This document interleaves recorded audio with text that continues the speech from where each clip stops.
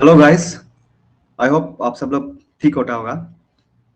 देखो, हम लोगों का आज का टॉपिक है the reason behind Russia and Ukraine war. Russia और यूक्रेन ये दोनों क्यों आपस में लड़ाई कर रहा है। यहाँ पे देखो, पुतिन कितना गुस्सा हो रहा है और ये जेलेंस्की कितना दुखी हो रहा है। अटैक कर दिया ना। चलो, इसका रीजन को जानने से पहले हम लोग देखते हैं कि वार जोन से क्या खबर आ रहा है। देखो, फ्रांस का प्रेसिडेंट जो बोल रहा है कि पुतिन को ये वार को खत्म करने में कोई इंटरेस्ट ही नहीं है। पुतिन ये वार और भी देरी तक लड़ना चाहता है। यूक्रेन अपना तरफ से बोल रहा है कि वो लोग नेगोशिएट करने के लिए रेडी है, बातचीत करने के लिए रेडी है, बट सरेंडर नहीं करेगा बोला है यूक्रेन ने। यूक्रेन को देखा जाने से वैसे बोलना तो नहीं चाहिए, पर सरेंडर कर भी देना चाहिए, क्योंकि मर कौन रहा है? मर जो यूक्रेन का लोग ही मर रहा है ना। रशिया को क्या है, आर्मी तो वार में मरते ही है, ऐसा बोलकर उनका पास कुछ कुछ एक्सक्यूज भी होगा, even if their military is dying. लेकिन अल्टीमेटली अगर इसको बाहर का सपोर्ट नहीं मिलने से, नेटो कंट्रीज अगर यहाँ पे एंट्री नहीं करने से क्या होगा? रशिया विल विन इवेंचुअली, है कि नहीं? तो देखो, 2.6 मिलियन लोग जो यूक्रेन छोड़ के भाग भाग चुका है, किसके कारण? ये वार का कारण। 1300 यूक्रेनियन सोल्जर मर गया, सिविलियंस भी काफी मरा है। और रशिया जो अभी कीव, जो कि इनका कैपिटल है, यूक्रेन का कैपिटल है, वहां का उसका पास में आते जा रहा है, आते जा रहा है। अभी ऑलमोस्ट कब्जा भी कर ही लेगा कुछ ही दिनों में। तो ये था हम लोगों का जो वार जोन से जो खबर आ रहा है। अभी देखते हैं कि इसका मेन जो रीजन जो क्या है। देखो, बिफोर 2013 अंटिल 2013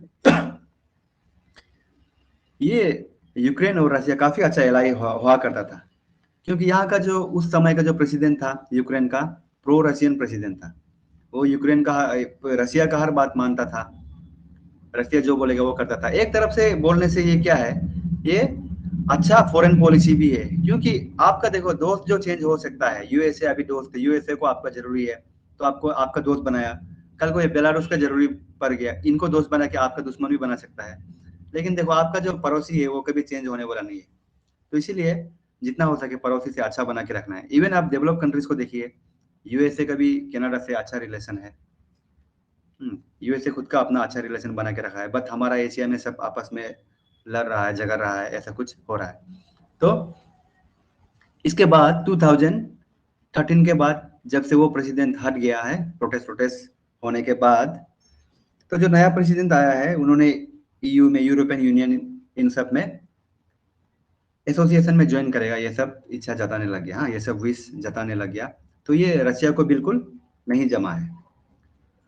तो रशिया ने उसके रिटेलिएशन में क्या किया है कि ये क्रीमिया नाम का जगह है। क्रीमिया देखो, क्रीमिया और ये डोनबास नाम का, यहाँ पे दोनेत्स्क एंड लुहांस्क दो रिपब्लिक अभी बना लिया है। ये क्रीमिया को इसने एनेक्स कर लिया, मतलब मिलिट्री एक्शन से अपने अंदर में ले लिया बाय फोर्स। यहाँ का लोग तो बोलता है कि यहाँ का लोग जो रशियन स्पीकिंग पीपल है ज्यादातर लोग, और सपोर्ट कर रहा था रशिया को।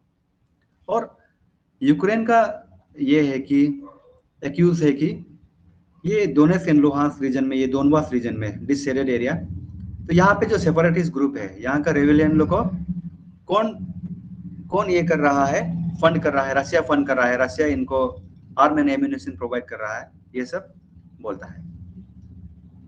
और इसके बाद थर्ड रीजन है कि शेयर हिस्टोरी शेयर करता है। देखो, रशिया का जो भी बोलो, रशिया और यूक्रेन का लैंग्वेज बोलो, कल्चर बोलो, लाइफ स्टाइल बोलो, सब कुछ सेम है, जैसे इंडिया और पाकिस्तान का है। बस यही है कि पाकिस्तान में मुस्लिम ज्यादा हो गया, इंडिया में हिंदू ज्यादा हो गया। लेकिन अभी भी पाकिस्तानी मुस्लिम और इंडियन मुस्लिम्स का भी काफी लाइफ स्टाइल एंड रिलीजियस, ये सब कुछ सेम है। तो आप देखा देखा होगा, जब भी दो कंट्री पहले एक साथ था, हमारा इंडिया को भी देख लो, 1947 में साथ था, इसके बाद अलग हुआ तो दोनों जाने दुश्मन बन गया। नॉर्थ कोरिया, साउथ कोरिया, वो दोनों भी जाने दुश्मन बन गया। तो इनका भी कुछ ऐसा ही है। यूएसएसआर का पार्ट था, दोनों दोनों यूएसएसआर का पार्ट था। जब अलग हुआ तो रशिया सबसे बड़ा कंट्री बन गया, यूक्रेन जो सेकंड बड़ा कंट्री बन गया। तो वही चीज जो फॉलो अप हो रहा है अभी आप देख सकता है। इवन तो बीच में अच्छा एलआई भी बन गया था। तो अभी देखते हैं नेक्स्ट रीजन जो क्या है। नेक्स्ट रीजन ये है कि सी ऑफ अजोब को लेकर। देखो, जब 2014 में जब क्रीमिया को एनेक्स कर लिया था, तो ऑटोमेटिकली सी ऑफ अजोब भी इनका कंट्रोल में, रशिया का कंट्रोल में आ ही गया था। सी ऑफ अजोब कहाँ पे है, लोकेशन आपको मालूम होना है, यूक्रेन, रशिया और ब्लैक सी का बीच में है। तो यहाँ पे इन्होंने एक ब्रिज भी बनाया था, बोला कुछ 12 माइल लॉन्ग है बोला है वो ब्रिज, ठीक है।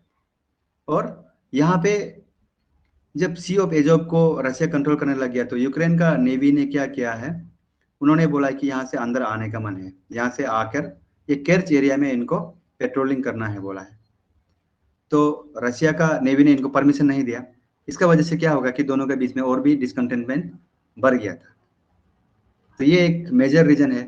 और इसके बाद दूसरा रीजन तो जानता ही है जो 5th नंबर का रीजन है, यूएस के कहने पर वो नेटो में ज्वाइन करेगा बोला है। इनका अपना खुद का इंडिपेंडेंट विश भी था वो कि नाटो में ज्वाइन करना, और नाटो में ज्वाइन करना रशिया बिल्कुल भी मानने के लिए रेडी नहीं है। देखो मानने के लिए क्यों रेडी नहीं है, ये 6 नंबर का हम लोगों का रीजन से पता चलेगा। एक ऐसे बफर स्टेट, बफर स्टेट मतलब क्या होता है कि दो दो सोवरेन कंट्री का बीच में, लेट्स से दो सोवरेन कंट्री के बीच में कुछ ऐसा है, no man's land, no man land type का, उनको उनको बोलता है बफर स्टेट। खैर देखो यूक्रेन खुद भी एक कंट्री है, नो मैन लैंड तो बिल्कुल भी नहीं है, खुद भी एक कंट्री है, इनका अपना रिपब्लिक है, इनका अपना प्रेसिडेंट है। लेकिन जब हम लोग रशिया और यहाँ पे जो नेटो कंट्रीज है यूरोप में, even this Romania Bulgaria they are all the part of the NATO countries, ये मोल्डोवा नेटो का पार्ट नहीं है। तो इनका बीच में एक ऐसा गैपिंग रखना चाहता है बफर स्टेट, ताकि यहाँ से भी नेटो रशिया पे डायरेक्ट अटैक ना कर सके। नेटो भी चाहता है कि रशिया डायरेक्ट यहाँ पे नेटो कंट्रीज में अटैक ना कर सके। नेटो जो डिफेंस अलायंस है 30 कंट्रीज का, तो ऐसे बफर स्टेट रखने का मन था। लेकिन यहाँ पे इनका डर ये है कि नेटो कंट्रीज का डर ये है कि जिसको यूएस लीड करता है, यूएसए, रशिया यूक्रेन को अटैक करके एनेक्स ना कर ले, और रशिया का डर ये है कि यूक्रेन जो नेटो ज्वाइन ना कर ले। देखो रशिया का डर क्या है बोलने से, और ये वेस्ट कंट्रीज का डर भी क्या है, दोनों का डर एक्चुअली सेम ही है। देखो suppose this is a border, Ukraine जो रशिया के साथ बॉर्डर शेयर करता है, और जो भी कंट्री एक दूसरे के साथ बॉर्डर शेयर करता है वहाँ पे थोड़ा बहुत क्या है, सीज फायर का वायोलेशन होते रहता है, दोनों का बीच में गोलीबारी होता है, और इसके बाद झगड़ा मुगड़ा छोटा मोटा इंडिया पाकिस्तान के बीच में तो होते रहता है। इवन तो चाइना और इंडिया दोनों गोलीबारी नहीं करने से भी क्या होता है, उनका बीच में भी काफी स्क्रिमिज छोटा मोटा फाइटिंग होते रहता है।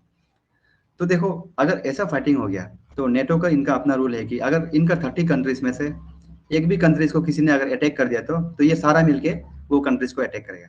तो रशिया को ये डर है कि अगर यूक्रेन का साथ में ऐसा कुछ प्रॉब्लम हो गया तो सारा नेटो कंट्री आके रशिया को अटैक कर देगा। तो इसी के वजह से नेटो में ज्वाइन होने से पहले इन्होंने एक्शन लेगा बोलकर यहाँ पे मिलिट्री एक्शन लेना शुरू कर दिया। चलो नेक्स्ट में देखते हैं अभी रशिया क्या चाहता है सच में यूक्रेन से। हाँ, रशिया क्या चाहता है सच में यूक्रेन से। देखो जब पहले तो यही चाहता था कि जो 2014 में क्रीमिया को जब एनेक्स किया था, ये है क्रीमिया, ये यूक्रेन है, और ये पूरा रशिया है। ये हम लोगों का इंडिया मैप है, यहाँ पे पड़ता है यूक्रेन। तो जब क्रीमिया को इन्होंने एनेक्स कर लिया था, जो यूक्रेन का पार्ट है जहाँ पे रशियन स्पीकिंग पीपल है, उसको अभी रिकॉग्नाइज करो कि ये रशिया का पार्ट है। रशिया ये चाहता है। और जो मिन्स्क एग्रीमेंट है 2015 का, खैर मिन्स्क एग्रीमेंट 2014 में भी हुआ था, ये मिन्स्क 2 है 2015 का, उसको भी फॉलो करो। उसको फॉलो नहीं किया है, थोड़ा भी फॉलो नहीं किया है, ये रशिया का मानना है। देखो मिन्स्क एग्रीमेंट किस लिए बनाया था कि ये डोनबास रीजन, ये दोनों को बोलता है डोनबास रीजन, डोनबास रीजन, इनको इनको और ये यूक्रेन का जो कंट्री है, इन दोनों में बहुत सारा फाइटिंग होता था। जैसे कि पीओ के टाइप का जगह है, यहाँ पे बहुत सारा फाइटिंग होता था। तो यहाँ पे जो डोनबास में जो ज्यादातर क्या है, रशियन स्पीकिंग पीपल है बोला जाता है। तो फिर इनका यूक्रेन का एक्यूज है कि रशिया लोग इनको सपोर्ट करता है। तो रशिया का ये एक्यूज है कि यहाँ पे नाजी स्टाइल में ट्रीटमेंट दे रहा है आदमी लोगों को। मतलब यहाँ पे ऐसा बोला जाता है कि 15,000 से ज्यादा लोग मर चुका है अभी तक, ये जब से सेपरेटिस्ट ये रेवेलियन जो शुरू हुआ है। तो रशिया ने क्या किया है, अभी देखो यूएसए भी पहले बहुत सारा कंट्री को अटैक किया है, इराक को अटैक किया है, अफगानिस्तान को अटैक किया है, काफी सारे कंट्री को अटैक किया है। तो यूएसए कौन सा बहाना लेके अटैक करता है कि अगर कोई कंट्री कहीं पे डिस्टर्बेंस हो रहा है या किसी कंट्री से फाइटिंग कर रहा है, वो अगर वो कंट्री अगर हेल्प के लिए दूसरा कंट्री को मांग रहा है तो दूसरा कंट्री जो हेल्प कर सकता है इसको। तो यही आइडिया का यूज करके रशिया ने भी यूक्रेन पे अटैक कर दिया। देखो कैसे, रिसेंटली डोनेट्स्क एंड लुहांस्क बोलकर ये इंडिपेंडेंट रिपब्लिक डिक्लेयर कर दिया रशिया ने, और रशिया का कहना है कि यूक्रेन इन पे एट्रोसिटीज कर रहा है, ठीक से ट्रीटमेंट नहीं कर रहा है, और ये इन दोनों कंट्री ने रशिया को हेल्प मांगा है और ये हेल्प करने जाएगा, इसी कारण से हेल्प कर रहा है बोलकर ये यूक्रेन पे घुस गया, अटैक कर दिया, मिलिट्री एक्शन कर रहा है, स्पेशल मिलिट्री ऑपरेशन कर रहा है। रशिया के लिए तो वार नहीं है ये, जब बस मिलिट्री ऑपरेशन है, ऐसा बोला जाता है। तो खैर देखो, वार तो छिड़ ही गया, अभी आगे क्या कर सकता है उससे पहले हम लोग थोड़ा देख लेते हैं मिन्स एग्रीमेंट। मिन्स एग्रीमेंट क्या है? मिन्स एग्रीमेंट को फॉलो नहीं कर रहा है रशिया का डिसकंटेंटमेंट यही है, रशिया इसीलिए ही गुस्सा हो रहा है। देखो मिन्स एग्रीमेंट ये था, जो रेबेल ग्रुप था, ये डोनेट्स्क एंड लुहांस्क, ये जो रेबेल ग्रुप है इनका और यूक्रेन का सीज फायर डील था, जो कि बेलारूस में हुआ था। मिन्स्क जो बेलारूस का कैपिटल है, 2014 में हुआ था। ये मिन्स्क 1 जो 2014 में हुआ था, मिन्स्क एग्रीमेंट 1। तो यहाँ पे 12 पॉइंट्स था, काफी सारा पॉइंट था सीज फायर का अलावा, और प्रिजनर्स को एक्सचेंज करेगा। दोनों का जब स्क्रिमिश हुआ, ये सेपरेटिस्ट रीजन और यूक्रेन का, यहाँ पे जितना भी पकड़ा हुआ है उनको एक दूसरे को एक्सचेंज करेगा, और इसके बाद ह्यूमैनिटेरियन एड एक दूसरे को प्रोवाइड करेगा, और इसके बाद हेवी वेपन्स को वहां से हटा देगा, tank, artillery, aeroplanes and all the things को एक दूसरे का बॉर्डर से हटा लेगा। ये था मिन्स्क एग्रीमेंट। एक काफी अच्छा एग्रीमेंट था, लेकिन क्या क्या है, दोनों का तरफ से ही बिल्कुल भी फॉलो नहीं हुआ है, क्विकली ब्रोक डाउन, दोनों ही वायलेट किया। किसने पहले किया पता नहीं, यूक्रेन बोलता है कि सेपरेटिस्ट ग्रुप ने पहले किया, सेपरेटिस्ट ग्रुप बोलता है कि यूक्रेन ने पहले किया। सेपरेटिस्ट ग्रुप को तो वैसे रशिया का सपोर्ट तो है ही होने में, तो वहां ऐसा लड़ाई तो चलते नहीं रह सकता है बोलकर यूक्रेन का गवर्नमेंट और फिर रशिया का व्लादिमीर पुतिन, इन सब ने मिलकर क्या किया है, फिर से 2015 में मिन्स्क एग्रीमेंट को फिर से रिवाइव करने का ट्राई किया। मिन्स्क 2 फिर से बेलारूस में ही, जो कैपिटल है मिन्स्क, वहां पे इन्होंने मीटिंग बुलाया और फिर से पीस एग्रीमेंट साइन किया। पीस एग्रीमेंट साइन किया और उनको मीडिएट करने के लिए फ्रांस और जर्मनी का एजेंट्स लोग भी आया। तो ये भी क्या था, ये पीस एग्रीमेंट मतलब क्या है, फाइटिंग को एंड करने के लिए, फाइटिंग को एंड करने के लिए था। और जो बॉर्डर है डोनेट्स्क एंड लुहांस्क का, जो बॉर्डर है यूक्रेन का साथ शेयर करता है, वहां पे यूक्रेनियन आर्मी को रहने दो बोलकर ऐसा कुछ डील साइन इन्होंने किया था। तो ये भी एकदम अच्छा खासा चल रहा था, लेकिन इसके बाद भी क्या है, लड़ाई नहीं रुका, लड़ाई नहीं रुका, चलते रहा चलते रहा। और रशिया मानता है कि ये जो किसका गलती है, यूक्रेन का गलती है। यूक्रेन जो मिन्स्क एग्रीमेंट को फॉलो नहीं कर रहा है, सीज फायर कर रहा है, उनको जबरदस्ती अपना अंदर वापस लाने के लिए कर रहा है। तो अभी देखो, रशिया तो अटैक तो कर ही दिया, तो अभी आगे क्या कर सकता है ये अटैक को मिटिगेट करने के लिए, या फिर दोनों का रिलेशन को फ्यूचर में अच्छा बनाने के लिए। फ्यूचर तो खराब, प्रेजेंट तो खराब हो ही गया, फ्यूचर भी रशिया और यूक्रेन का दोनों का खराब हो रहा है, ऑलमोस्ट हो ही गया। यूक्रेन भी बर्बाद हो गया, जितना डेकेड्स एंड सेंचुरीज लगाता हुआ इतना सुंदर सुंदर सिटीज को बनाने, वो भी बर्बाद हो गया। दुनिया भर का सैंक्शन जो रशिया को ऊपर लग गया है, तो यूक्रेन के पास अपना वैसे मिलिट्री पावर भी नहीं है कि वो रशिया को अगेंस्ट कर पाएगा। अभी भी फॉरेन सपोर्ट उनको मिल रहा है, इवन तो मिलिट्री का फॉर्म में नहीं होने से भी ये लॉजिस्टिक का फॉर्म में मिल रहा है, सप्लाई हो रहा है। अभी रशिया ने यहाँ तक भी बोला कि अभी लॉजिस्टिक सप्लाई देने से या फिर मिलिट्री इक्विपमेंट्स प्रोवाइड करने से जो कंट्री से आ रहा है वो कंट्री का लॉजिस्टिक, ये वैन्स, लॉजिस्टिक ट्रक्स, उन सबको अटैक करेगा। तो प्रैक्टिकल सोल्यूशन वही है कि ये यूक्रेन का भी एक चीज गलती हो गया कि इनका अपना दम तो नहीं है, पर यूएसए को उन्होंने ज़्यादा विश्वास कर लिया, नेटो को ज़्यादा विश्वास कर लिया, उनके दम पर उछल रहा था, बट ये नेटो का पार्ट अभी तक बना नहीं था, तो चैलेंज कर दिया रशिया को। तो ये इनका तरफ से एक बहुत बड़ा गलती हुआ है।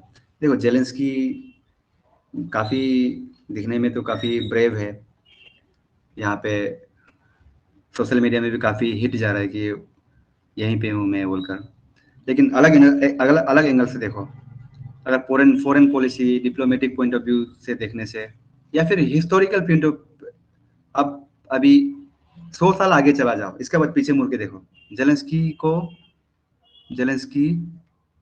Will go down as a one of the worst president of the Ukraine, अगर वार नहीं जीता तो, और जीतना तो ऑलमोस्ट नामुमकिन है जब अगर World War III ना हुआ तो।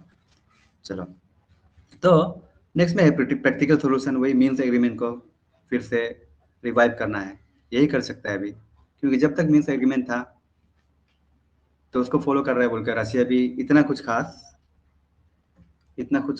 खास मिलिट्री एक्शन नहीं कर रहा था।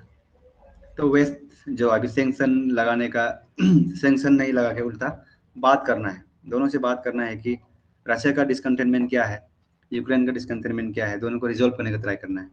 वेस्ट का भी क्या है, वेस्ट लोग भी अपना ही ज्यादा रशिया को डोमिनेट करने के लिए काफी बायस वाला डिसीजन लेता है। अभी दुनिया भर का सैंक्शन लगा दिया, पुतिन का तो दिमाग खराब होगा ही, और भी अटैक करते जाएगा, देखना है। यहाँ तक भी चांस है कि न्यूक्लियर बॉम्ब भी वो एक छोड़ दे, न्यूक्लियर बॉम्ब छोटा वाला, दिखाने के लिए कि हम न्यूक्लियर बॉम्ब भी मारने में हिचकिचाएगा नहीं बोलकर। अगर काफी भीड़ भाड़ इलाका में ना गिराने से भी यूक्रेन का छोटा मोटा खाली इलाका में जस्ट टेक्टिकल न्यूक्लियर बॉम्ब छोटा मोटा वाला एक, यूक्रेन अगर हार नहीं माना तो छोड़ने का चांस है, लॉन्च करने का चांस है, एक बम फोड़ने का चांस है, न्यूक्लियर बम। ये जस्ट मेरा ओपिनियन है, ओके। एंड इंटरनेशनल कोऑपरेशन होना चाहिए वही यहाँ पे जो बोला था, वेस्ट और ये एशियन कंट्री, जितना भी कॉन्टिनेंट्स का जितना कंट्री है, यूएनओ का, सब मिलकर आलोचना नहीं करना है, कंडेम करना। तो देखो, कंडेम तो हम लोग कुछ भी कर सकता है, कुछ भी चीज के लिए। कोई वहां पे पानी पी रहा है, उसको भी कंडेम कर सकता है कि कुछ 2 कदम चला नहीं कि पानी पी रहा है। तो उसका रीजन जानने का ट्राई करना है कि क्यों ये वार हो रहा है, क्यों ये अटैक हो रहा है, और डिसकंटेनमेंट क्या है। तो इनको जान के सोल्व करने का ट्राई करना है पूरा दुनिया को, सिर्फ सैंक्शन करने से नहीं चलेगा। चलो, आज के लिए बस इतना ही, और अगर आप लोगों को आगे भी हम लोग ऐसा टॉपिक्स आते रहेगा। अभी जैसे कि रशिया और यूक्रेन का वार से इंडिया को क्या इफेक्ट हो रहा है, इंडिया को कैसे इफेक्ट हो रहा है, ये सब चीज भी हम लोग जानेगा। चलो, अगर आपको वीडियो अच्छा लगा तो लाइक, शेयर एंड सब्सक्राइब कर देना। Thank you and God bless you.